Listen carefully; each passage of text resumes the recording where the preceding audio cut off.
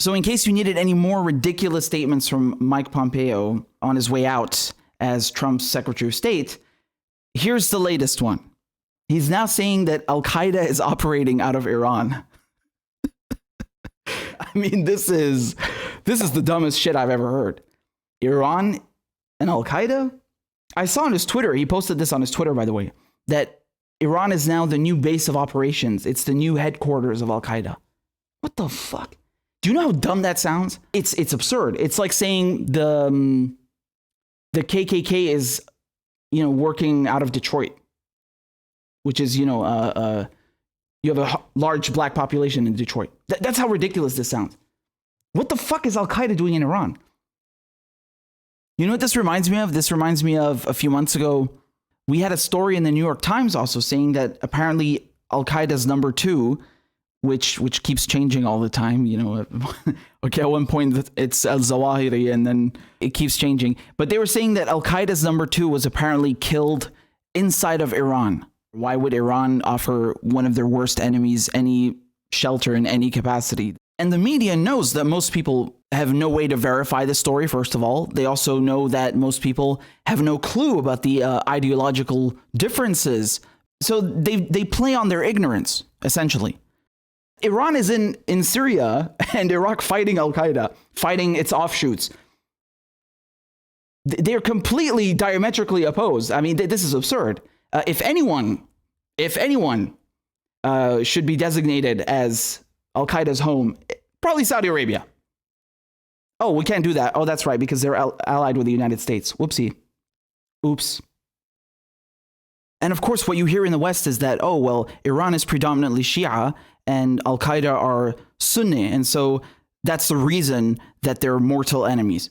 No, this idea that Sunnis and Shia automatically hate each other and that people in the Middle East are always fighting over religion and they're so primitive and backwards. This is so ignorant and simplistic and really shows a lack of understanding about the Middle East. We do actually have religious harmony in the Middle East. I've seen it myself. I've experienced it in Syria. I'm from a Christian minority myself. Sunni, Shia, Christian, Palestinian, Armenian, Bedouin, Syrian, you name it. We all get along. This is real. It existed. Iran backs the PMU, the Popular Mobilization Units in Iraq, the Hashd al-Sha'bi. The Hashd al-Sha'bi is made up of Sunnis, of Christians, of Yazidis, not just Shia. So why would they do that if they have an issue with other religions? It just shows that this narrative is complete nonsense and very ignorant.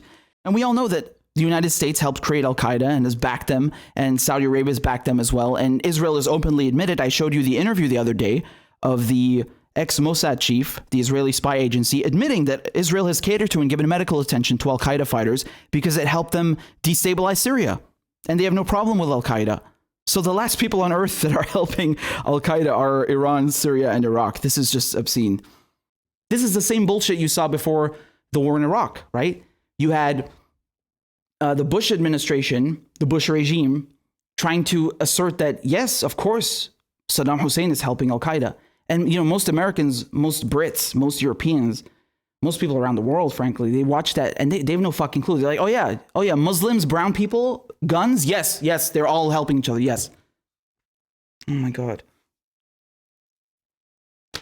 Absurd levels of stupidity.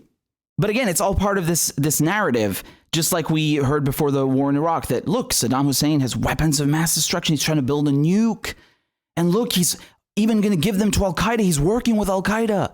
And so they're trying to do the same thing here. They're accusing Iran of trying to build a nuke. They're accusing Iran of working with Al-Qaeda. We've seen this movie before, for God's sake. And it also made no sense because Saddam Hussein is a Ba'athist. It's from the Ba'ath Party, just like Bashar al-Assad in Syria. Although, of course, they don't have 100% the same interpretations of it. But at the end of the day, these are still secular pan-Arab movement. Secular. Al-Qaeda is not secular. They are, that's the complete opposite. So once again, why would he be harboring, working, collaborating, colluding in any capacity with such people who he vehemently opposes? Again, this is so ludicrous. I mean, the ideological differences could not be more stark. And of course, most people don't know that. So they just swallow whatever the mainstream media gives them. And nonetheless, they parroted it. And you had Donald Rumsfeld being asked by journalists. I posted the video, by the way. God, I wish I had it up right here. Here we go.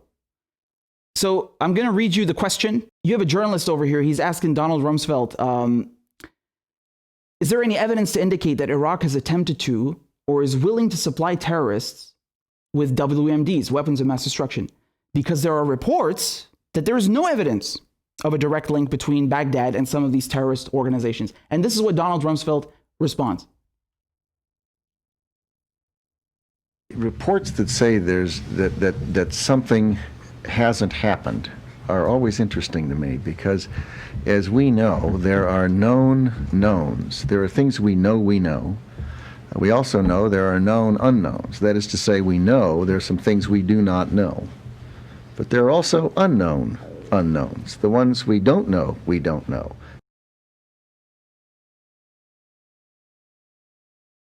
I mean, have you ever heard such a crock of shit? Now, yes, I know there's someone who's going to be like, but dude, if you actually listen, it makes total sense. Yes, but when you are prosecuting a case that Iraq is giving nuclear fucking warheads and biological weapons to Al-Qaeda, I think you need a better argument than that, right? Especially when you're about to murder millions of people. I think you need a better fucking argument than that. Could you imagine doing that in court? You're trying to say that this guy is a murderer, and the judge asks you, well, how do you know that? Look, Your Honor, there are known knowns and there are unknown unknowns. There are things we know, and there are things we don't know we know. So therefore, he's a murderer. The judge would tell you to get the fuck out. This is absurd bullshit.